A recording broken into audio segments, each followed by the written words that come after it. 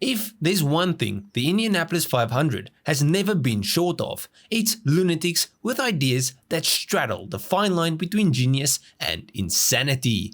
And in the 1960s, already a decade of turbines, rear engines and tire technology that made cars stick like chewing gum on hard pavement, Albert H. Stein, a Californian machinist with a gift for invention, decided to roll the dice in a way nobody else dared. His weapon, not one Porsche engine, but two. His creation was the Valvoline Twin Special, a four-wheel drive twin-engined monster designed to storm Indy with Teutonic flat sixes howling at either end. It sounds like the sort of thing you'd sketch on the back of a napkin in a bar after too many beers. But Stein was serious, very serious.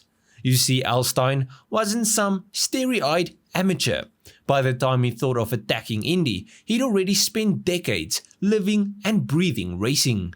He'd built and driven his own midgets back in the 1930s, winning the Northern California Championship 3 years in a row. Stein was also close friends with Lou Fagel, the man who'd famously stuffed twin engines into just about anything that would stand still long enough. Fagel had taken a twin-engine car to Indy in 1946 and later built sports cars with dual Porsche power. This lit the fuse for Stein. If Fagel could double up and make it work, why couldn't he? Initially, Stein toyed with the idea of using Porsche flat fours, the same kind that made the 550 Spider a giant killer. They were small enough to play nicely with Indy's 3-liter supercharged glass rules, especially if you strapped on a blower. But then Porsche revealed the 911 in 1963 with its fresh 2-liter flat 6, and suddenly Stein saw his opportunity.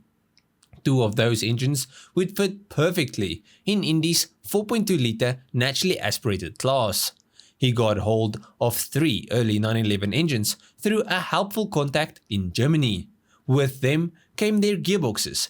But Stein wasn't working alone. He had Richie Lukes and Harry Schonman, Porsche specialists who'd set up shop in California. Their workshop, Lukes and Schonman, was the place for hot rodding Porsche engines in America. They knew their way around camshafts, carburetors, and anything else required to coax horsepower out of Stuttgart's air-cooled marvels. Now the plan was simple on paper. Bore out the engine to squeeze out every drop of displacement allowed by the rules, up the compression and run methanol fuel. Ignition would be handled by Mallory mini-mag systems, and for carburation, 8 Weber 48s, each throat large enough to inhale pigeons if one flew too close. The engines theoretically could push 210 horsepower each, which is not bad, but in practice, Stein would find out the devil is always in the camshaft. Onto the suspension, it got double wishbones at all 4 corners, with coil springs and adjustable anti-roll bars. Drive to the front wheels was borrowed from a Lancia 4x4, a detail that shows you just how resourceful Stein was. Wheels were lightweight, Guinea alloys wrapped in Firestone rubber, narrower than the usual Indy flare. But the logic was simple. With power spread across 4 wheels, you didn't need balloon tires at the back. And then there was the bodywork. Built by Leo Teutonic and Bob Vian, it had a low-slung silhouette thanks to the Porsche flat sixes. But unfortunately, it wasn't exactly elegant. The driver sat bolt upright behind the tall windscreen, looking like a man riding in a bathtub into battle. There were lumps and scoops where there shouldn't have been, and the big front intake seemed to fight against Stein's dream of low drag. Still, the theory was sound: less drag, 4-wheel drive, and beautifully balanced handling. At least, that's what Stein told himself. The Twin Special turned a wheel for the first time in April 1966 at Vaca Valley Raceway, and behind the wheel was Bill Cheeseburg, a seasoned Indy man with a fondness for unusual machines. On that modest oval, the car hit 140 miles per hour.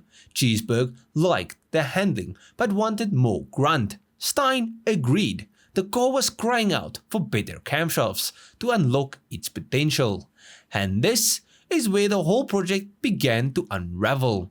The new camshafts, hastily re-engineered and shipped to Indianapolis, turned out to be hopeless. Lobes disintegrated almost immediately. Worse still, Stein had plumbed both engines into a shared dry sump system. When the cams failed, the resulting debris contaminated both engines. It was like feeding gravel to a Swiss watch. At Indy, where every minute of practice is sacred, the team was left stranded in the garage, tearing apart engines that refused to deliver the promised power. When the car finally rolled onto the brickyard in May 1966, it wasn't fast enough. Cheeseburg praised the handling, as it could go flat out through the turns, quicker than anything else out there. But on the straights, it was left for dead.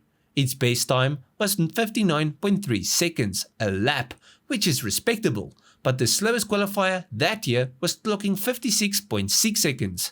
In Indy terms, that might as well have been a century. Worse still, the car was heavy. With its twin gearboxes, chunky Porsche components, and overbuilt frame, it tipped the scales at over 2,000 pounds. And against the featherweight Lotus Fords and sleek Eagles, it was a lumbering giant. No attempt to qualify was made, and just like that, Stein's great dream fizzled. Cheeseburg, ever the optimist, insisted that the Twin Special had the best cornering speed of any car at Indy that year, and he may have been right. In its bones, Stein's creation foreshadowed the turbine cars that would shake the speedway just a year later. Four-wheel drive, a low center of gravity, and a balanced power delivery. These were concepts that would shape the sport, even if Stein's execution missed the mark. Had Stein waited a year or two, things might have been different. By 1967, Porsche's Carrera 6 engines were available, good for 220 horsepower apiece. With methanol and nitro, he could have reached 500 horsepower combined, which would have been enough to qualify. And with more time to own the aerodynamics and shed weight, the car might have delivered on its promise. Instead, Stein was left with a garage full of headaches and lawsuits over unpaid bills. The Twin Special appeared once more at Phoenix later in 1966, but it was already yesterday's news. The car was eventually broken up for parts, its aluminium panels scattered across race shops in California. Stein died in 1980, his great experiment largely forgotten outside of die-hard petrolheads. But his Twin Special deserves more recognition. It was bold, imaginative, and utterly different from the cookie-cutter Lotus clones that dominated the era. Where others copied, Stein created. Where others played it safe, Stein gambled everything on an unproven idea. In a way, he wasn't wrong. Four-wheel drive would briefly dominate Indy's technical conversation in the late 1960s. Lightweight, low-slung turbocharged cars would define the decades that followed. Stein was simply too early, armed with engines that weren't quite up to the task. The Valvoline Twin Special is one of those glorious failures that racing thrives on. It didn't win, it didn't even qualify, but it mattered. It was proof that innovation at Indy wasn't limited to corporate-backed teams and giant budgets. A machinist from California, with the help of friends and a few Porsche engines, could still turn up at the speedway with something no one had ever seen before. Yes, it was flawed, yes, it was heavy, underpowered and awkwardly styled, but in the corners, flat out, it was faster than anything else on the track. And that, more than lap times or the failure to make the grid, tells you what kind of car it was. A car built on a vision, audacity, and stubborn belief.